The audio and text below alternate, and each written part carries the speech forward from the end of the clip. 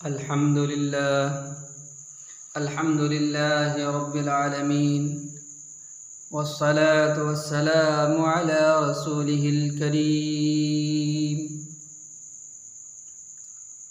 ونحن على ذلك لمن الشاهدين والشاكرين. أما بعد، وقال الله تبارك وتعالى في القرآن المجيد والفرقان الحميد: أعوذ بالله من الشيطان الرجيم، بسم الله الرحمن الرحيم. كل نفس ذائقة الموت. وقال النبي صلى الله عليه وسلم: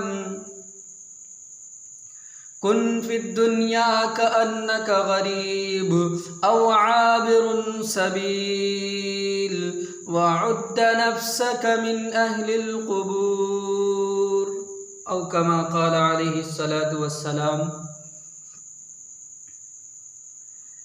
ملے خاک میں اہل شاں کیسے کیسے، ملے خاک میں اہل شاں کیسے کیسے، مکیں ہو گئے بے مکاں کیسے کیسے، ہوئے نامور بے نشاں کیسے کیسے، زمیں کھا گئی آسماں کیسے کیسے، جگہ جی لگانے کی دنیا نہیں ہے، جگہ جی لگانے کی دنیا نہیں ہے، یہ عبرت کی جا ہے تماشا نہیں ہے.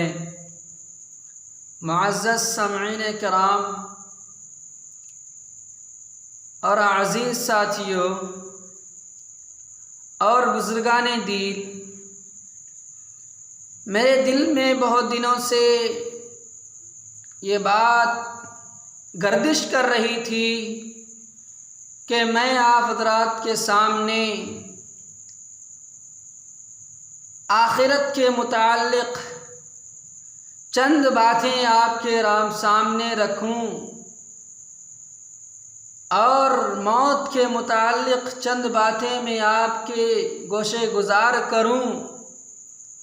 اس لیے میں نے سوچا کہ چند باتیں آپ کے سامنے رکھ دی جائیں، شاید کہ اتر جائے میرے دل میں تیری بات. میرے عزیز دوستو،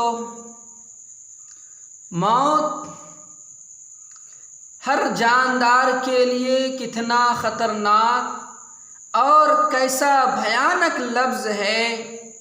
موت سے ہر شخص بھاگتا ہے. موت کے تلخ گھونٹ کو کوئی پینا نہیں چاہتا، موت کی آواز کو کوئی سننا نہیں چاہتا.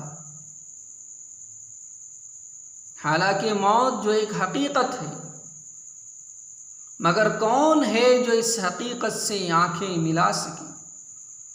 کس میں اتنی جرأت ہے جو اس لفظ کو سنے اور اس کے بدن پر کپ کپی تاری نہ ہو، اس کے بدن پر لرزہ تاری نہ ہو اور اس کے بدن پر جھرجھری تاری نہ ہو.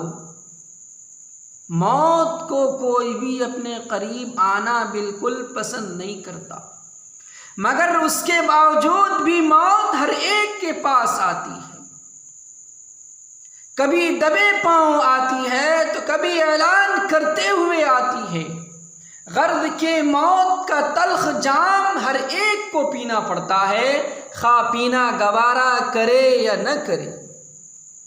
موت کے آگے کسی کی زور و زبردستی نہیں چل سکتی. موت کے خوفناک پنجوں سے کوئی زور آزمائی نہیں کر سکتا. موت کے خوفناک پنجوں سے زور آزمائی کسی کے بس کی بات نہیں ہے. میرے عزیز ساتھیوں، موت ہر ایک کے پاس آتی ہے.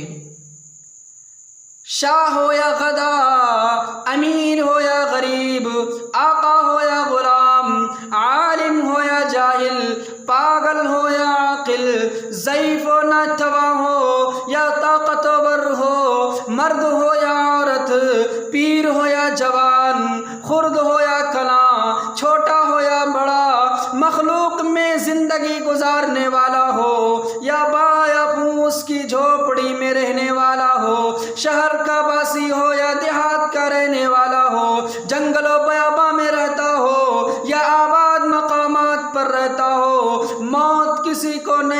چھوڑتی. موت ہر ایک کا ایک پر ایک نہیں چل سکتا. موت کی گرفت سے کوئی بھی آزاد نہیں ہو سکتا. موت سے کوئی بھاگ نہیں سکتا. موت کسی کے پیچھا نہیں چھوڑ سکتی، بلکہ موت ہر ایک کے پاس آتی ہے. موت سے کوئی بھاگ نہیں سکتا. اللہ رب العزت نے قرآن پاک کے اندر ارشاد فرمایا، قُلْ إِنَّ الْمَوْتَ الَّذِي تَفِرُّونَ مِنْهُ فَإِنَّهُ مُلَاقِيكُمْ ثُمَّ تُرَدُّونَ إِلَىٰ عَالِمِ الْغَيْبِ وَالشَّهَادَةِ فَيُنَبِّئُكُم بِمَا كُنتُمْ تَعْمَلُونَ. اللہ رب العزت نے آپ صلی اللہ علیہ وسلم کو مخاطب کرتے ہوئے فرمایا کہ اللہ کے نبی آپ لوگوں سے فرما دیجئے کہ اے لوگو، جس موت سے تم بھاگتے ہو، جس موت سے تم راہ فرار اختیار کرنا چاہتے ہو، جس موت سے تم اپنا منہ چھپاتے ہو، وہ تمہیں آ پکڑے گی. پھر تم اس ذات کی طرف لوٹائے جاؤ گے، پھر تم اس ذات کی طرف اٹھائے جاؤ گے جو ہر پوشیدہ اور ظاہر چیز کو جاننے والی ہے. پھر وہ تم کو تمہارے سب کیے ہوئے کام بتلا دے گی. اس جگہ کسی شاعر نے کیا ہی خوب اچھے انداز میں بیان کیا ہے کہ موت سے کس کو رستگاری ہے، موت سے کس کو رستگاری ہے، آج وہ کل ہماری باری ہے.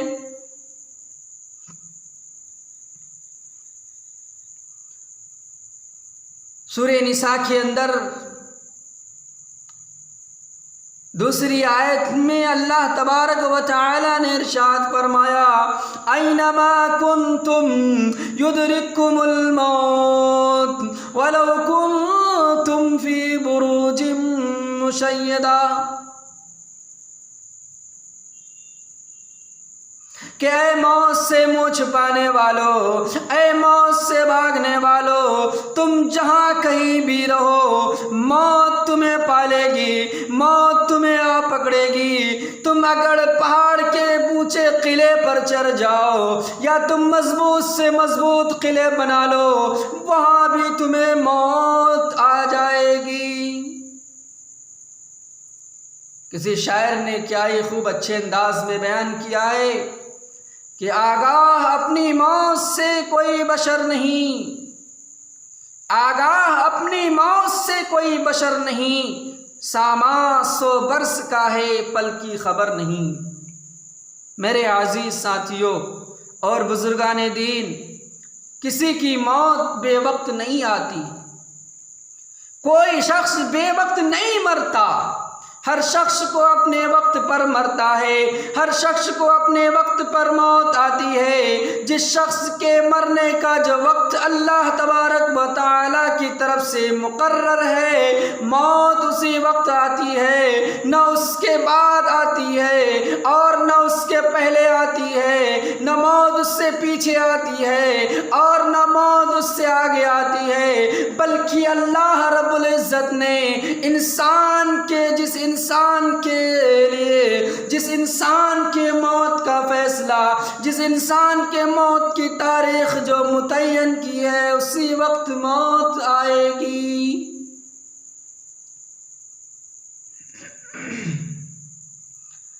اللہ رب العزت نے قرآن مجید کے اندر ارشاد فرمایا، وَلِكُلِّ أُمَّةٍ أَجَلٌ فَإِذَا جَاءَ أَجَلُهُمْ لَا يَسْتَأْخِرُونَ سَاعَةً وَلَا يَسْتَقْدِمُونَ. کہ ہر گروہ کے لیے، ہر جماعت کے لیے، ہر گروہ کے لوگوں کے لیے، ہر فرقہ کے لوگوں کے لیے، غرض کے اس دنیا میں بسنے والے ہر ایک کے لیے موت کا ایک وقت مقرر ہے. جب ان کا وقت آ جاتا ہے تو نہ ایک ساعت آگے جاتا ہے نہ ایک ساعت پیچھے جاتا۔ خداوند کریم نے دوسری جگہ ارشاد فرمایا وَمَا كَانَ لِنَفْسٍ إِلَّا أَن تَمُوتَ إِلَّا بِإِذْنِ اللَّهِ كِتَابًا مُؤَجَّلًا،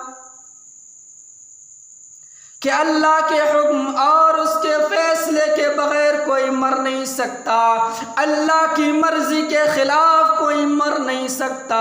اللہ نے جو وقت جس کے لیے مرنے کا متعین کر رکھا ہے اسی وقت موت آئے گی۔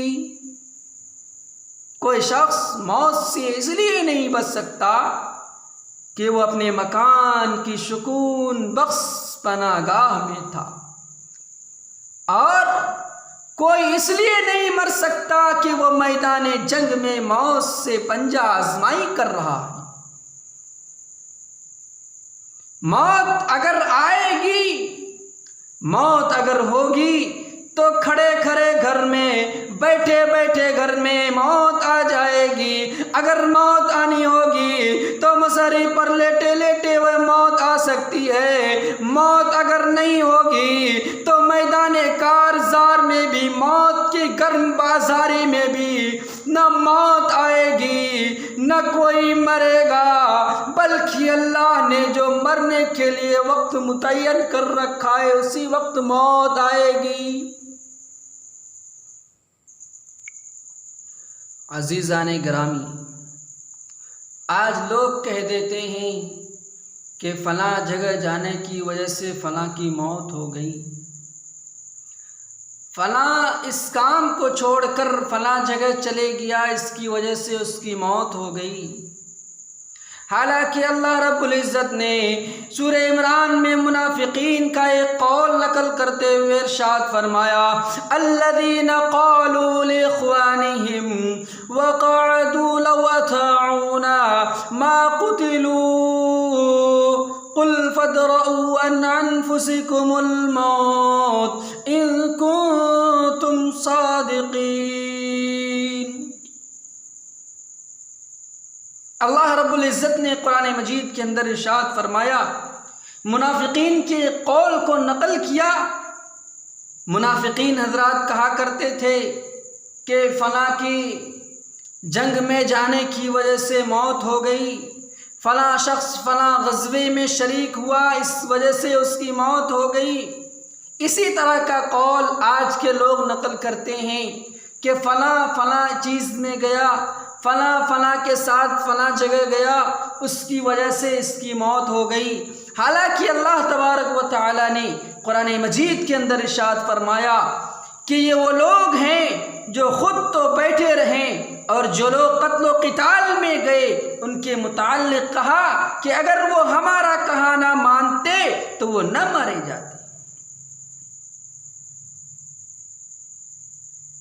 اللہ تبارک و تعالی نے نبی کریم صلی اللہ علیہ وسلم کو مخاطب کرتے ہوئے فرمایا کہ اے نبی آپ کہہ دیجئے کہ تو تم جو اپنے آپ سے موت کو دور رکھنا چاہتے ہو تو تم اپنے آپ سے موت کو دفع کرو۔ اگر تم کہتے ہو کہ فلاں فلاں میں شریک ہونے کی وجہ سے فلاں کی موت ہو گئی، فلاں کے ساتھ فلاں کے جانے کی وجہ سے فلاں کی موت ہو گئی، اگر تم اپنے دعوے میں سچے ہو تو اپنے آپ سے موت کی دفاع کرو۔ یعنی اگر تم اپنے اس دعوے میں سچے ہو کہ میدان جنگ میں جانے کی وجہ سے فلاں فلاں مارے گئے، اگر وہ تمہاری طرح لڑائی میں نہ جاتے تو نہ مارے جاتے،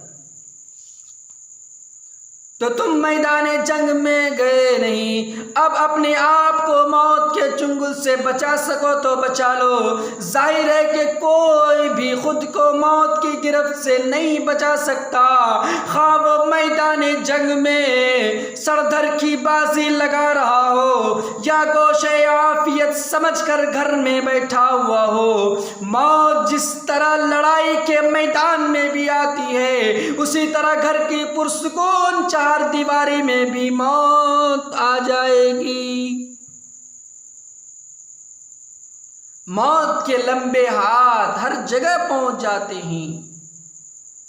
موت کے ہاتھوں سے کوئی محفوظ نہیں ہو سکتا۔ اسی جگہ کسی شاعر نے اس کو کیا ہی اچھے انداز میں پیش کیا ہے کہ ایک دن مرنا ہے آخر موت ہے، ایک دن مرنا ہے آخر موت ہے، کر لے جو کرنا ہے آخر موت ہے۔ بزرگوں اور دوستو، جب ساری دنیا کی طرح ہمیں بھی ایک دن جانا ہے اور کوچ کرنا ہے، تو ہم دنیا کی رنگ ریلیوں میں کیوں دل لگائیں؟ زمانے کی دل فریبیوں پر کیوں ہم فریفتہ ہوں؟ یہ رنگ ریلی دنیا کی ایک دھوکہ ہے، اس کے چکر میں نہ آنے والے ہی حقیقت میں دانا اور سمجھدار ہیں۔ جو لوگ دنیا کی رنگ ریلیوں میں کھو گئے، ان سے بڑھ کر نادان اور ناسمجھ کوئی نہیں۔ موت کو ہمیشہ یاد رکھنے والے ان رنگ ریلیوں میں نہیں کھو سکتے۔ حضرت ابو سعید خدری رضی اللہ تعالیٰ عنہ روایت کرتے ہیں کہ ایک بار بارگاہ آپ صلی اللہ علیہ وسلم نماز کے لیے تشریف لے گئے تو دیکھا کہ کچھ لوگ کھلکھلا کر ہنس رہے ہیں۔ حضور پاک صلی اللہ علیہ وسلم نے ان سے فرمایا، اما انکم لو اکثرتم ذکر هذم اللذات لشغلكم عما ارى الموت فاكثروا ذكرها ذم اللذات الموت۔ اگر تم لوگ لذتوں کو توڑنے والی چیز موت کو زیادہ یاد کرتے تو یہ تم کو اس ہنسی سے روک دیتی جو میں دیکھ رہا ہوں۔ بس تم لوگ لذتوں کو توڑنے والی موت کو کثرت سے یاد کیا کرو۔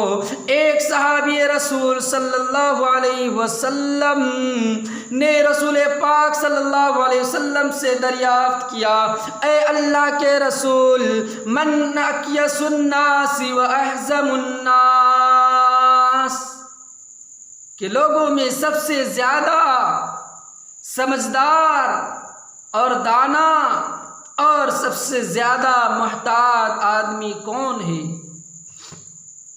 حضور پاک صلی اللہ علیہ وسلم نے ارشاد فرمایا، اکثرهم ذکرا للموت، جو لوگ موت کو سب سے زیادہ یاد کرنے والے ہوں۔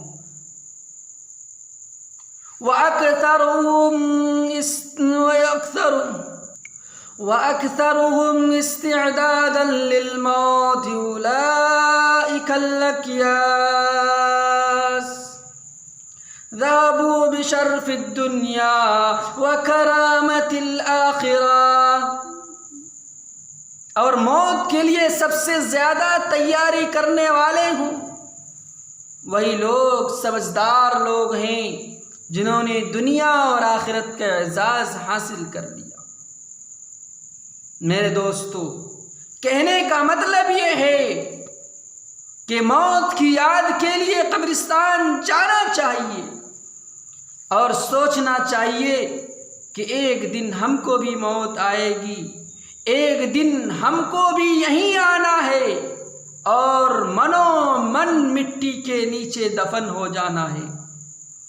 اعزاء و اقارب، دوست و احباب سب چھوڑ کر چلے جائیں گے، کوئی ساتھ نہیں دے گا، صرف اپنے اعمال کام آئیں گے۔ حضور پاک صلی اللہ علیہ وسلم ارشاد فرماتے ہیں، فزوروا القبور فإنها تذکر الموت، کہ اے لوگو، اے مسلمانوں، اے ایمان والو، قبرستان جایا کرو کیونکہ یہ موت کو یاد دلاتی ہے۔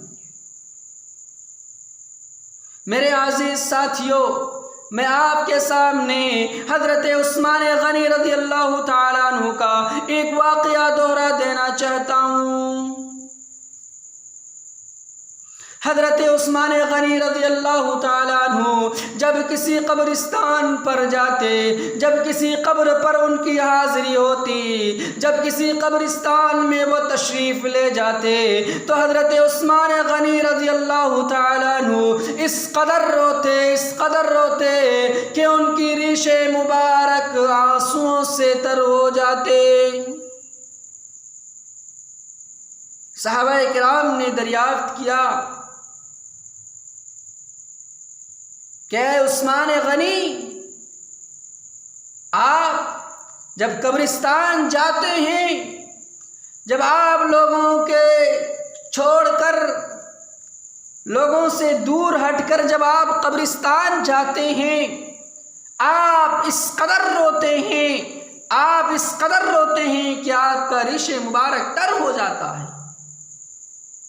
اس کی کیا وجہ ہے؟ آخر کیا معاملہ ہے، کیا ماجرا ہے؟ آپ کے سامنے جنت و دوزخ کا تذکرہ ہوتا ہے، آپ کے سامنے آخرت کا تذکرہ ہوتا ہے، آپ کے سامنے عذاب قبر کے متعلق تذکرہ ہوتا ہے، آپ کے سامنے اور دیگر سارے چیزوں کا تذکرہ ہوتا ہے، لیکن آپ اس قدر نہیں روتے جس قدر آپ جب کسی قبرستان میں تشریف لے جاتے ہیں تو وہاں روتے ہیں۔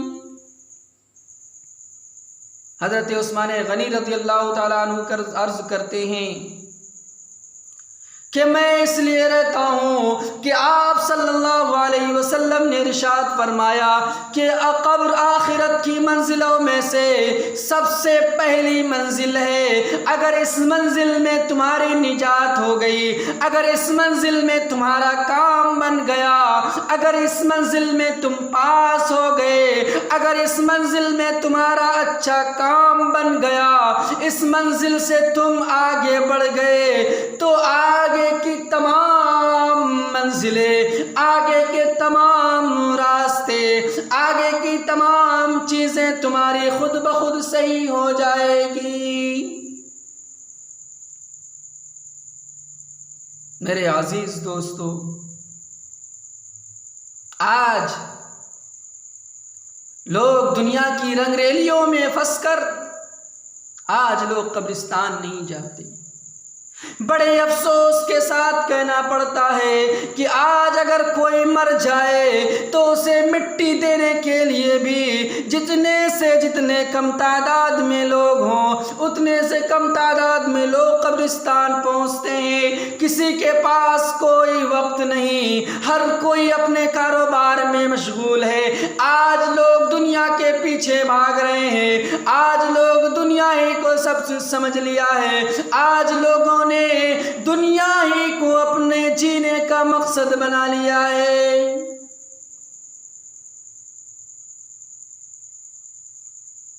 حالانکہ اللہ کے رسول صلی اللہ علیہ وسلم نے ارشاد فرمایا اذا مات الانسان انقطع عمله الا من ثلاث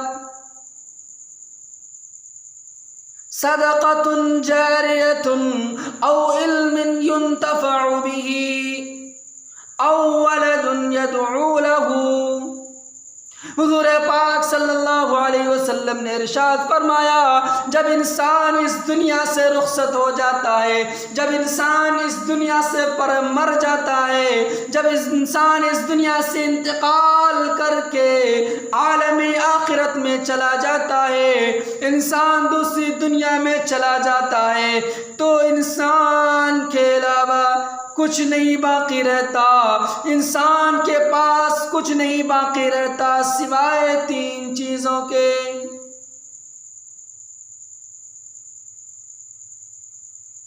وہ تین چیزیں کیا ہیں؟ آپ صلی اللہ علیہ وسلم نے ارشاد فرمایا ایک صدقہ جاریہ۔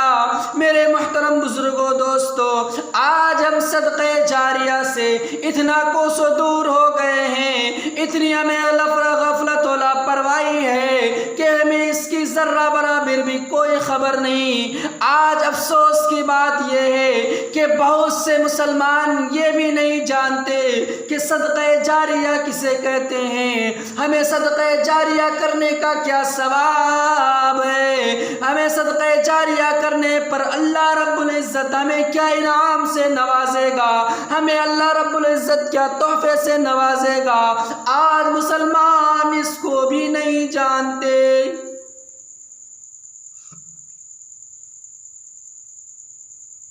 حالانکہ اللہ کے رسول صلی اللہ علیہ وسلم نے ارشاد فرمایا کہ جب انسان اس دنیا سے چلا جاتا ہے تو اس دنیا میں وہ کوئی چیز چھوڑ کر نہیں جاتا سوائے 3 چیزوں کی۔ ایک چیز فرمایا صدقہ جاریہ۔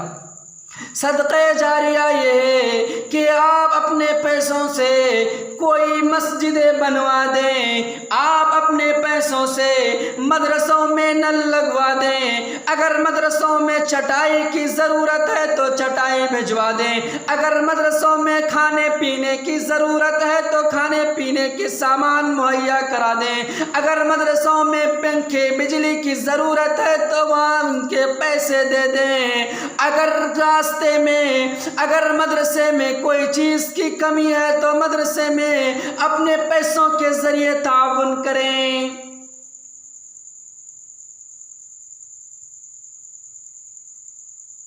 میرے دوستو، ایک بات میں یہاں روک کر آپ کے سامنے کہنا چاہتا ہوں کہ مدرسہ یہ وہ چیز ہے جس کا ثبوت اللہ کے رسول صلی اللہ علیہ وسلم کے زمانے سے ہے۔ آپ صلی اللہ علیہ وسلم اصحاب صفہ میں بیٹھ کر صحابہ کرام رضوان اللہ علیہم اجمعین کو تعلیم و تربیت کیا کرتے تھے۔ اسی کے طرز پر آج ہمارے علماء کرام نے، علماء دین نے مدرسہ قائم کیا جس میں دین سکھایا جاتا ہے، جس میں دین پڑھایا جاتا ہے۔ لیکن آج ہمارے مسلمانوں کے اندر کچھ ایسے بھی لوگ ہیں جو ان مدرسوں کے خلاف بولتے ہیں، ان مدرسوں کے خلاف ورزی کرتے ہیں۔ میرے دوستوں، میں ایک بات یہاں عرض کر دینا چاہتا ہوں، آپ یہ بات کان کھول کر سن لے کہ جس دن مدارس ختم ہو جائیں گے، جس دن مدارس کو توڑ دیا جائے گا، جس دن مدارس اس ملک سے بند ہو جائے گا یا مدارس کا سلسلہ دنیا سے ختم ہو جائے گا تو ہمیں اپنے ایمان کو بچانا مشکل ہو جائے گا، ہمیں اپنے ایمان کے لالے پڑنے لگیں گے، ہمارا ایمان ختم ہو جائے گا، ہماری آنے والی نسل گمراہ ہو جائے گی، ہمارے آنے والی نسل میں کوئی مسلمان باقی نہیں رہے گا۔ کیوں؟ اس لیے کہ مدارس جب تک ہیں ان میں دین کے درس سکھائے دیے جاتے ہیں، اس میں دین سمجھائے جاتے ہیں۔ لوگ مدرسوں سے پڑھ کر فارغ ہوتے ہیں، پھر اپنے گاؤں جاتے ہیں، اپنے محلے جاتے ہیں، وہاں لوگوں کو دین کی باتیں پہنچاتے ہیں۔ اگر یہ مدارس نہیں ہوں گے تو پھر لوگ جا کر کہاں دین سیکھیں گے، کہاں دین اپنے اندر لائیں گے، کہاں سے لوگوں کو دین سمجھ میں آئے گا؟ پھر اسے کوئی بتانے والا نہیں ہوگا، پھر اسے کوئی سمجھانے والا نہیں ہوگا۔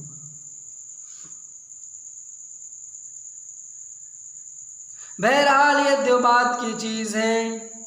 میں آپ کو پھر وہیں لے کر چلتا ہوں کہ آپ صدقہ جاریہ کیے۔ صدقہ جاریہ یعنی کہ کہیں ایک نہر کھدوا دیا، کہیں کوئی ٹیوبل کروا دیا، کہیں سرکار غریبوں میں کھانا تقسیم کر دیا۔